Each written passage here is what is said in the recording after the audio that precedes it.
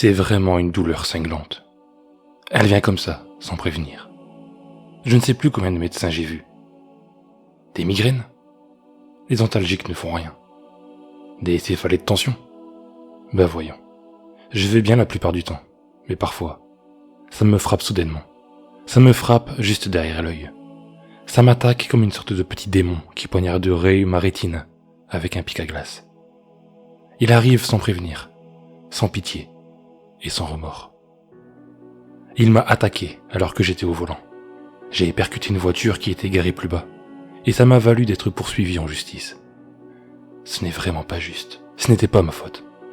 Quand il m'attaque, mes yeux larmoient et mon nez coule. Je n'y vois plus rien. Tout ce que je ressens, c'est cette douleur perforante, furieuse, comme s'il essayait de m'arracher l'œil. C'est arrivé une fois à mon travail. J'ai crié. Tout le monde pensait que j'étais fou. Il m'aura suffi d'un unique écart par rapport à la norme pour qu'on me colle l'étiquette de cinglé. Personne ne me comprend. Je ne peux plus dormir. Je ne peux plus travailler. Je ne peux plus conduire. J'attends juste que le démon attaque. J'ai essayé des traitements. J'ai fait tout ce qu'on m'a dit. Les antibiotiques contre la douleur, les médicaments contre les crises, le yoga, la méditation, tout. J'ai tenté toute la pharmacie. Et puis, j'ai expérimenté la marijuana, le percocet, même l'héroïne. Mais ils se moquent des analgésiques. Et je me suis fait prendre. Je me suis fait prendre avec du percocet. Depuis, mes parents pensent que je suis un criminel. Mais ce n'est pas ma faute. C'est le démon. C'est toujours le démon. Il hurle. Il arrive. Je ne sais pas quand. Je ne sais pas où. Mais il revient toujours. L'anticipation est presque pire que lorsque je suis poignardé. Toute la journée j'attends. J'attends le démon. Parfois il vient. Parfois il ne vient pas. Je crois qu'il se moque de moi. C'est vraiment injuste. Je n'ai jamais demandé ça. Un médecin m'a dit que c'était un mal de type pic à glace. C'est ce qu'on ressent. C'est un démon avec un pic à glace qui me poignarde. Je le déteste. Je pensais pouvoir le frapper en réponse. Je ne voulais pas le laisser faire sans me battre. Vous voyez? Alors j'ai pris mon propre pic à glace. J'ai pris mon propre pic à glace et je me suis arraché l'œil. Vous imaginez? S'arracher l'œil? Mais ça ne m'a pas aidé. Ça ne m'a pas aidé du tout. Je ne sais pas quoi faire d'autre. Me suicider? Peut-être.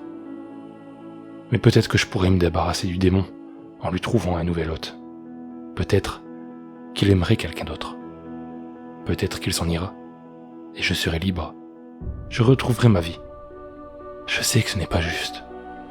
Mais toute cette histoire ne l'est pas pour moi non plus.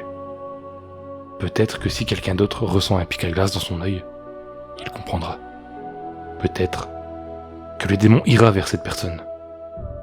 De toute façon, tu es là pour ça. Je suis désolé, mais je ne sais pas quoi faire d'autre. S'il te plaît, arrête de te débattre. Ça ne fera qu'empirer les choses.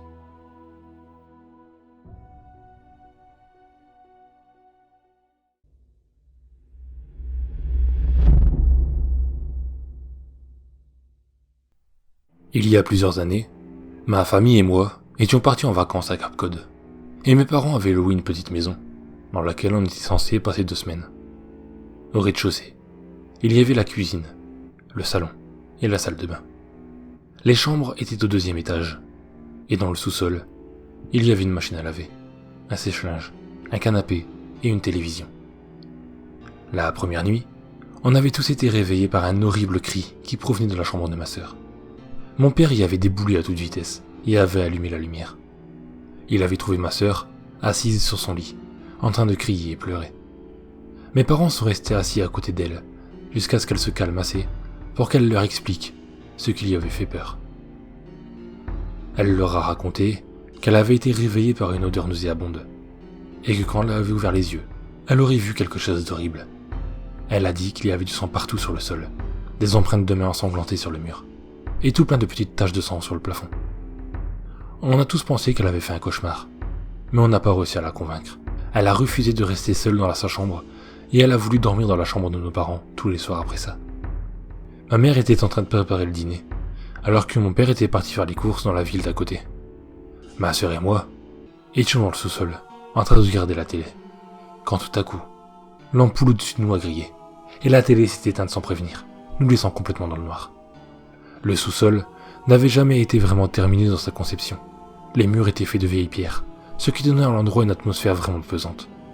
Pendant quelques secondes, on est juste resté là, pétrifié, sans savoir quoi faire. Et puis, une odeur nauséabonde a fait son apparition. L'odeur était vraiment horrible, et elle me donnait la nausée. On aurait dit un mélange de poubelle et de poissons en décomposition. Alors que l'odeur devenait de plus en plus forte, on a commencé à entendre une sorte de grattement, comme si quelque chose grattait contre le mur ou le sol. On a crié, et on a commencé à courir dans le noir pour atteindre la porte. On a réussi à sortir, tout en appelant notre mère à l'aide. On a essayé de lui dire tant bien que mal ce qu'on avait senti et entendu. Finalement, ma mère a décidé de descendre au sous-sol, remplacer l'ampoule, et vérifier que tout était normal. Elle a attrapé une lampe torche et une nouvelle ampoule, puis a disparu dans la noirceur du sous-sol. Alors qu'on l'attendait anxieusement au haut des marches, je pensais qu'elle allait remonter rapidement, mais j'ai eu l'impression qu'il s'est passé une éternité avant que cela ne soit le cas. Soudainement, on l'a vue émerger de la noirceur et remonter les escaliers en courant. Elle a fermé violemment la porte qui menait au sous-sol et s'est tournée vers nous. Elle avait le visage complètement pâle, ses yeux étaient écarquillés, et tout ce qu'elle a pu dire, c'est qu'elle ne voulait que personne ne redescende au sous-sol. Puis, elle a avancé jusqu'à la cuisine et a appelé la police. En écoutant sa conversation, on a réussi à comprendre qu'elle avait vu quelqu'un dans le sous-sol. Alors qu'on attendait l'arrivée de la police, on est restés collés les uns aux autres dans le salon, à fixer la porte du sous-sol. À tout instant, on s'attendait à entendre quelqu'un essayer d'ouvrir la porte. Ma mère, quant à elle, ne répondait pas, alors qu'on n'arrêtait pas de lui demander ce qu'elle avait vu en bas.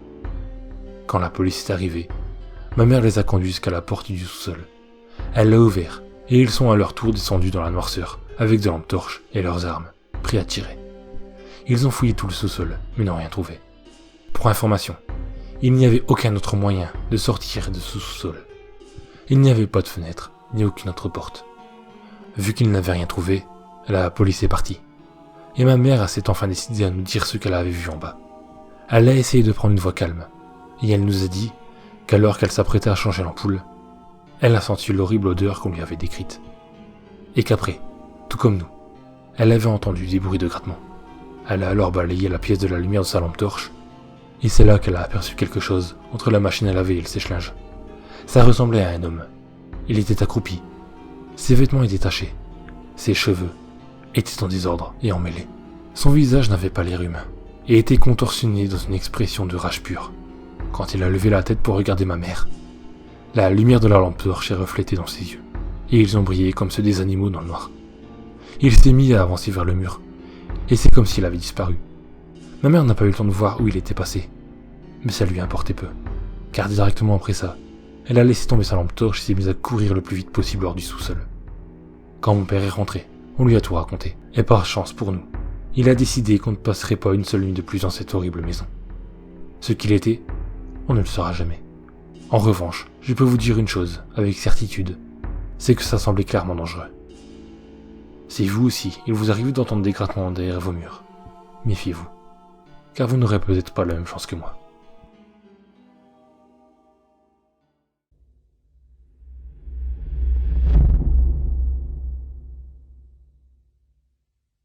Je sais que certains ne me croiront pas, c'est vrai.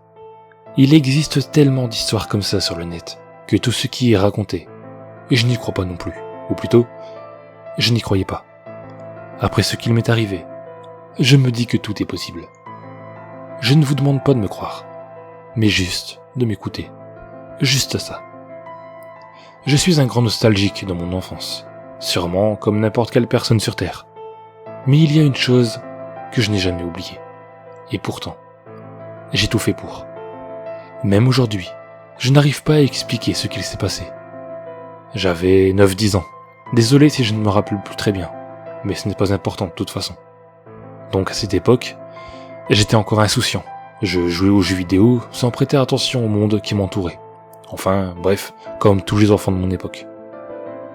C'était une nuit. Il pleuvait si ma mémoire ne me fait pas défaut. Je sais, dit comme ça, c'est l'histoire d'horreur cliché. Mais comme je vous l'ai dit, Libre à vous de me croire ou non. Donc, je n'arrivais pas vraiment à dormir. La pluie était violente, les gouttes qui tombaient faisaient un vacarme monstrueux, sans compter le vent et les quelques éclairs qu'on pouvait de temps en temps entendre. C'était la saison, mais je ne m'y suis jamais habitué. Au bout d'un moment, j'ai réussi à trouver le sommeil. Sommeil de courte durée, car j'ai été réveillé par un bruit venant de mon salon. Ma maison a 2 étages. Quand on montait les escaliers, ma chambre était à droite, tout au fond du couloir. Mes parents, eux, dormaient dans leur chambre, située tout au fond du couloir gauche, et ma sœur dormait dans sa chambre, à côté de celle de mes parents. J'étais alors tout seul, si on peut dire ça comme ça. Bref, ce bruit était celui d'un meuble qu'on aurait heurté dans la nuit, quand il fait noir, et qu'on n'y voit rien. Pensant que ce n'était que mes parents ou ma grande sœur, allant me rendormir, j'entends un autre son, provenant toujours du salon. Curieux, j'ai décidé de me lever pour aller voir. Dans le couloir, tout était vide. Et tout était silencieux, mis à part la pluie, qui tombait encore, et avec la même violence.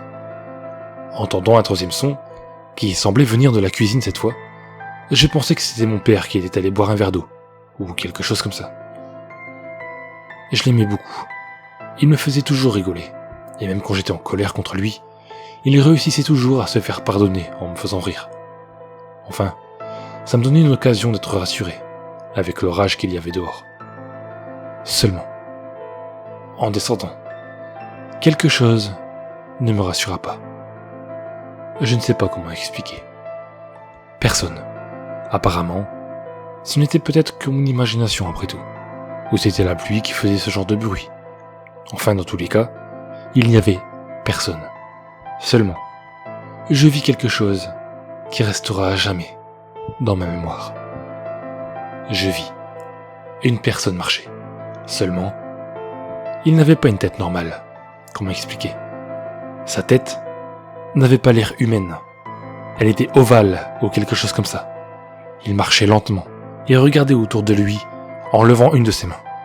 Sa main, c'est ça qui m'a le plus choqué. Elle était composée de 3 doigts. Pas humains eux non plus. Ils avaient l'air fins et avaient l'air tremblants. Je ne sais pas comment les décrire. Un de ses doigts était plus petit que les 2 autres. Et ces derniers mesuraient à peu près la même taille. D'ailleurs, ils étaient longs. Ils faisaient au moins le triple des doigts habituels.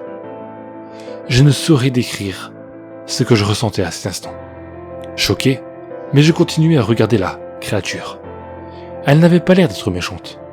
Elle regardait autour d'elle, marchant majestueusement, une sorte de cape greffée sur son corps. Mais d'un seul coup, elle se retourna et cria. Un cri de femme qu'on torturerait. Et à vous péter les tapants. Pris de panique, je me suis retourné et j'ai fait tomber un verre à moitié rempli de soda. Puis, je me suis réveillé. Ce n'était qu'un rêve, et malgré le fait que c'était un rêve plutôt flippant, j'étais rassuré que tout ça n'était pas réel. Donc pourquoi je vous raconte ça? Car le matin, je me suis réveillé en même temps que mes parents. En descendant les escaliers, j'ai entendu mon père se plaindre. J'ai compris, avec horreur, pourquoi. Le sol était recouvert de soda et de morceaux de verre.